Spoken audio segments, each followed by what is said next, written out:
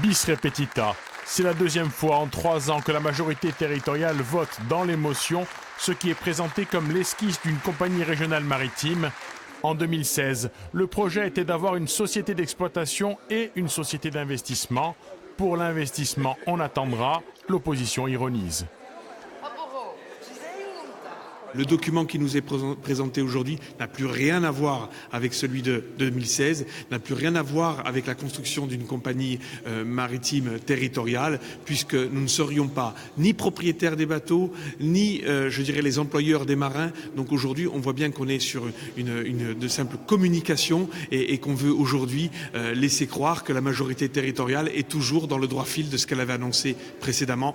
Même propos à droite. Pour Jean-Martin Mondologne, dans ses choix, la majorité territoriale commence à prendre la mesure des difficultés du quotidien tout en conservant l'enthousiasme du discours. Sur ce dossier comme sur tant d'autres, vous êtes victime d'un dogmatisme permanent. Vous êtes victime de cette incapacité à opérer une mue entre l'exercice militant et l'exercice du pouvoir. Le capital de la CEMOP, la société d'économie mixte à option prioritaire, sera détenue en majorité par la collectivité.